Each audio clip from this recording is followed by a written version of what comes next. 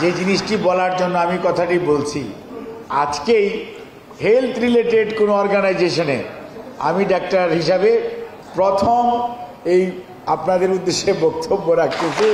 একটা জিনিস মনে রাখতে হবে, স্বাস্থ্য ব্যবস্থাকে যদি সামনের দিকে এগিয়ে নিয়ে যেতে হয়, এটা একক কারো দ্বারা হয় না। প্রাইমারি হেলথ কেয়ার বলে একটা শব্দ আছে, এটা 1978 আলমাটায় অ্যাডপ্ট হয়েছিল।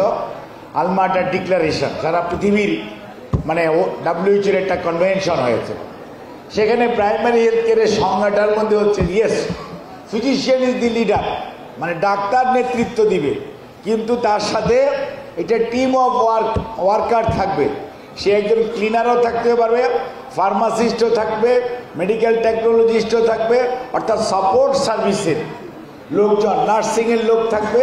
সবাই মিলে একটা ডোর স্টেপ অ্যাপ্রোচ, অর্থাৎ যে মানুষটির সেবা দরকার তার ঘরের কাছে অ্যাভেলেবল রিসোর্স দিয়ে সেবা দিতে পারার নামই হইতেছে প্রাইমারি হেলথ কেয়ার। এবং সেটি আমরা সবাই যদি একসাথে কাজ না করি তাহলে দেওয়া সম্ভব না।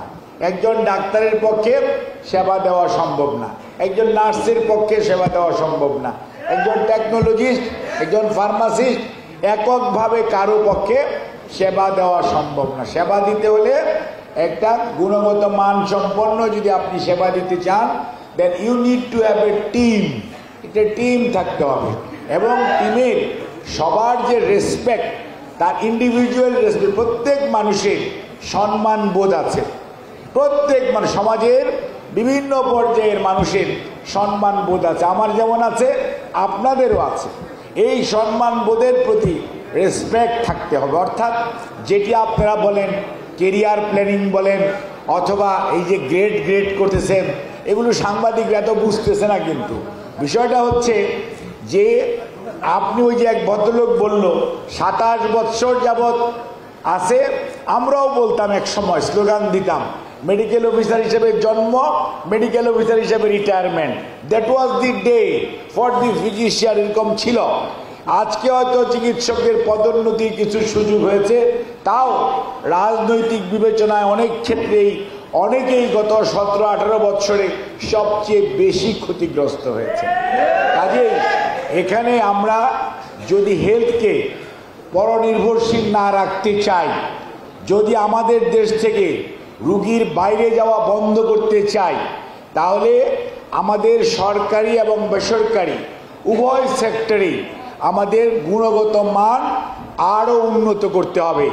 যেটি 2002-এ বেগম খালেদা জিয়ার নেতৃত্বে বিএনপি সরকার আসার পর প্রাইভেট সেক্টরে আপনারা খেয়াল করে দেখবেন, তখন আমি নিজে ঢাকা বিশ্ববিদ্যালয়ের মেডিসিন ফ্যাকাল্টির ডিন ছিলাম। এই সমস্ত প্রতিষ্ঠান রিকগনিশন কমিটির আমি চেয়ারম্যানের দায়িত্ব পালন করেছি।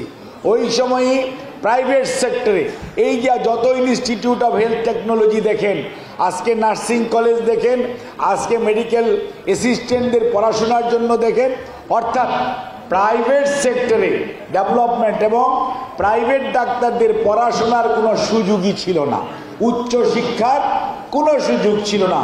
ওই সময়ই প্রথম বেগম খালেদা জিয়ার নেতৃত্বে যে সরকার ছিল, ওই সময়ই 50% গভর্নমেন্ট ডাক্তার পড়াশোনায় ঢুকতে পারবে, 50% প্রাইভেট ডাক্তার ঢুকতে পারবে, সেই নিয়ম চালু হলো।